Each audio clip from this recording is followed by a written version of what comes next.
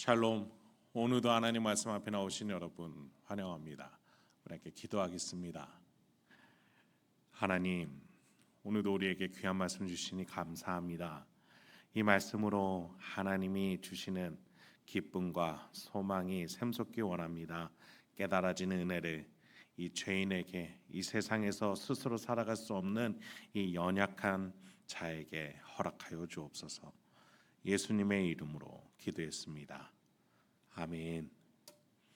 오늘 함께 살펴볼 말씀 출애굽기 37장 10절에서 29절까지 함께 살펴보도록 하겠습니다. 성막은 하늘에서의 하나님의 뜻이 땅 가운데서 이루어진 결과요, 또 증거입니다. 천지가 창조되어 하나님이 보시기에 좋았듯이 이스라엘을 통해서 하나님이 보시기에 좋도록 하나님의 뜻이 이루어진 것이지요. 하나님이 인간과 함께하고자 하는 뜻이 이스라엘을 통해서, 애굽의 노예였던 이스라엘을 통해서 이루어지고 있는 것이에요. 첫사람 아담은 하나님을 배반했지만 하나님은 그 아담의 후손들을 계속해서 설득하시고 사랑하시고 품으시고 은혜를 주시면서 마침내 하나님의 뜻을 성취해내는 인간으로 본래 아담의 목적에 합당하게 회복하셨던 겁니다. 그 한 개인이 아니라 이제 한 민족 이스라엘을 통해서 이루셨다라는 것 또한 위대한 하나님의 승리입니다. 하나님께서는 하나님을 배반한 인류, 어둠으로 들어가고자 하는 인류에게 빛을 주시고 인류는 다행히 그 빛을 잘 이어받았던 것이지요. 그런 점에서 성막의 등잔대, 빛을 내는 이 등잔대에 대해서 살펴보면 좋겠습니다. 17절입니다. 그가 또 순금으로 등잔대를 만들되 그것을 쳐서 만들었으니 그 밑판과 줄기와 잔과 꽃받침과 꽃이 그것과 한 덩이로 되었고, 하나님이 이스라엘의 성막 가운데서도 빛이 있게 하셨어요. 동물 가죽 덮개가 세 겹으로 덮여 있으니 성막은 말 그대로 암흑이었을 거예요. 아무것도 보이지가 않습니다. 그곳에 하나님께서는 불을 켤 수 있는 등잔대가 있게 하셨어요. 그것은 속죄소를 만들 때와 비슷하고 또 똑같습니다. 순금 한 덩이를 가지고 쳐서 만들게 하셨습니다. 이 등잔대에는 한 달란트, 약 순금 30kg으로 만들게 하셨어요.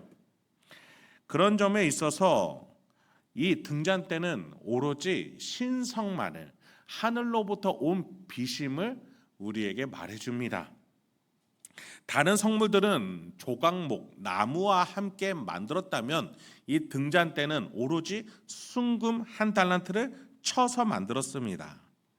그렇습니다. 인류가 보이게끔, 무언가를 볼 수 있게끔, 깨달을 수 있게끔 하는 것은 오로지 하나님으로부터만, 하늘로부터만 임해야 우리에게 효능이 있고 또 우리에게 적용이 가능하다라는 것을 본문은 말해줍니다.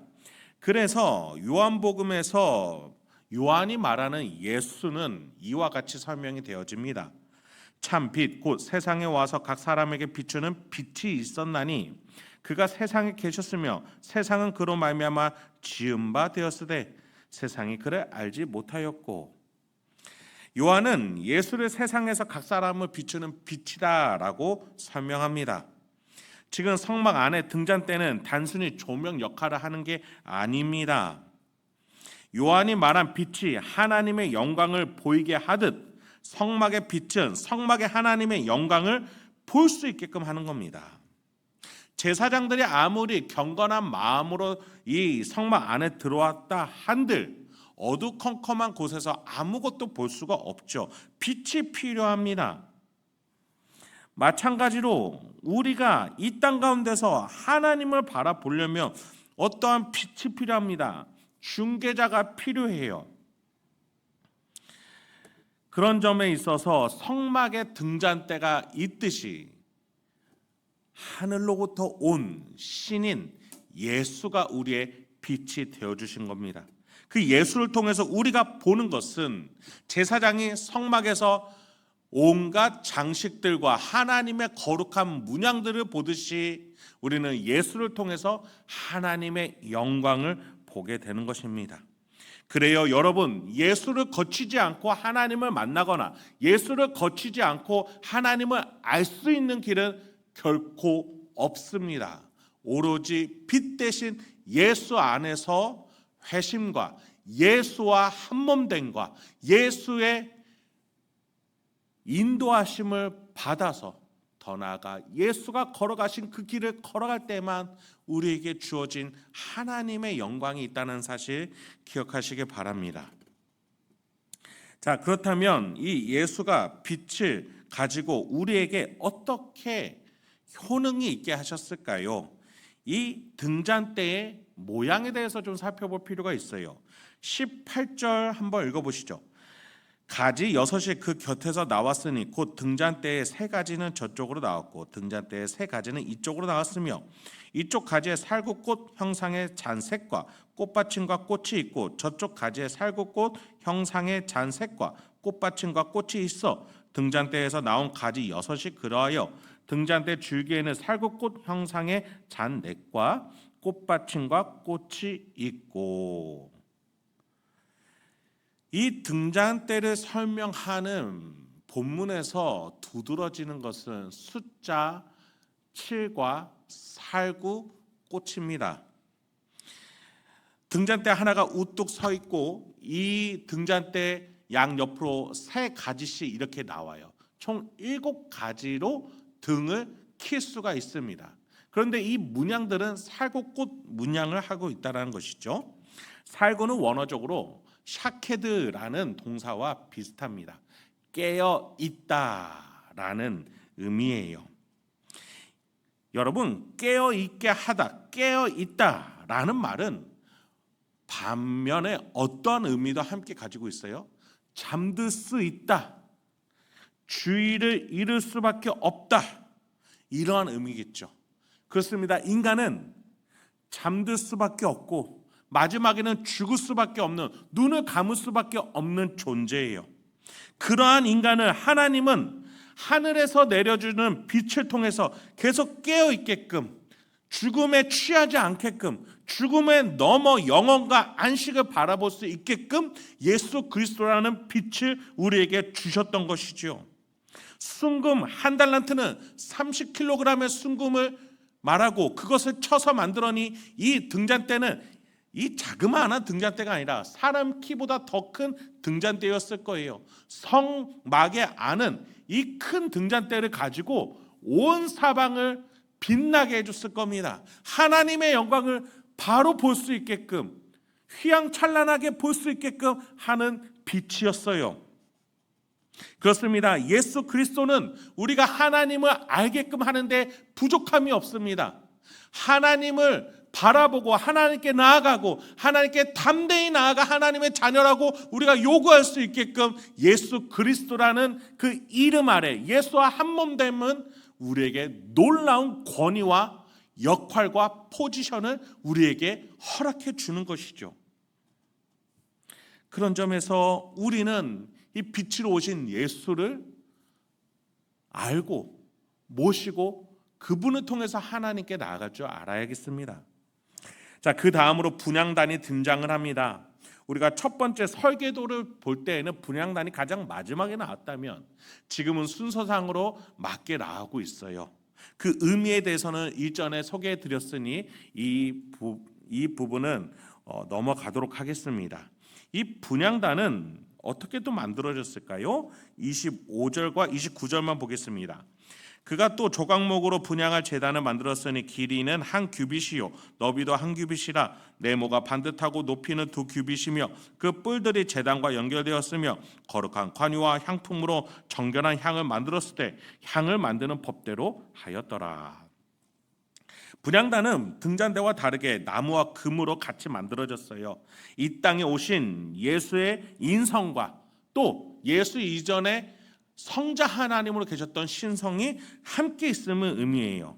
자, 예수가 이 땅에 오심으로써 예수는 우리의 대표자가 되어주시고 예수의 이름으로 우리가 기도할 때 그것이 우리의 기도가 아니라 예수님이 하나님의 아들이신 예수가 하나님께 드리는 기도가 되게끔 보증해 주신다라는 의미예요. 자, 여기서 우리는 성막에서 이루어지는 시각과 후각에 대해서 한번 고민해 보면 좋을 것 같아요.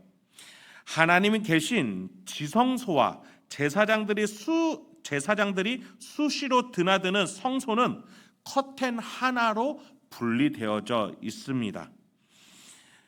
너무 간단하게 나눠져 있지만 제사장들이 이 커튼을 넘어서 발 하나만 들여도 이들은 죽을 수밖에 없는 어마무시한 공간이죠. 그런 점에 있어서 이곳을 들어오는 제사장들은 커튼 하나지만 긴장감을 가지고 들어올 수밖에 없었을 겁니다. 그럼에도 불구하고 등잔대에서 나오는 빛과 이 분향단에서 나오는 향은 이 빛이라는 시각과 향이라는 후각은 지성소와 성소를 넘나들었을 겁니다. 그래요. 예수 그리스도는 성부 하나님이 계심과 우리가 있는 인간의 공간을 성자 하나님이 다리가 되어 주셔서 영으로 계신 하나님이 물리적으로 있는 인간과 연결돼 줄 수 있는 다리 역할이 되어 주셨던 겁니다. 이 예수 그리스도가 오늘도 우리가 하나님과 함께 할 수 있도록 동행할 수 있도록 동행할 수 있도록 하나님께 지혜를 구하고 기쁨을 구하고 하나님을 닮아갈 수 있도록 우리를 인도해 주고 가르쳐 주시고 지금도 깨닫게 해주고 계신 줄 믿습니다. 오늘도 이 세상의 그 어떤 지혜와 권능보다도 예수가 날 사랑하여 나와 하나가 되어 하나님 아버지께로 인도하고 계시다라는 그 복음의 사실을 붙들고 우리가 그 예수님과 동행하면서 하나님 앞에 명예로운 삶, 성전다운 삶을 살아낼 수 있는 저와 여러분이 되길 소망합니다. 함께 기도하겠습니다.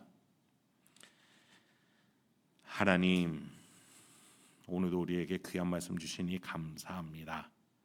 이 말씀을 통해서 오늘도 내가 어떠한 모습으로 어떠한 방향과 태도로 살아가야 되는지 다시 한번 묵상할 수 있는 우리가 되게 하여 주옵소서. 그래서 세상과 똑같이 흘러가는 것이 아니라 예수님이 그러셨던 것처럼 예수를 닮아 이 땅에 빛과 소금이 되어서 빛을 비추며 부패해가는 것에 소금이 되어 썩어가지 않도록 내가 하나님의 사람이 될 수 있고 예수님의 제자요 성령이 계시는 성전이 될 수 있도록 주여 우리를 사용하여 주옵소서. 예수님의 이름으로 기도했습니다. 아멘.